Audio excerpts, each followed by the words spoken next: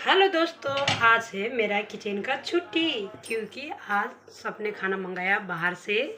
तो गाइस आज हम खा रहे हैं चिकन चाउमीन और फ्राइड राइस और चिली चिकन। समायरा मैडम और भैया और मेरे लिए और अंकल आंटी के लिए वेज वाला नूडल और veg chilli chicken veg paneer. तो गाइस आज है हमारा किचन का छुट्टी।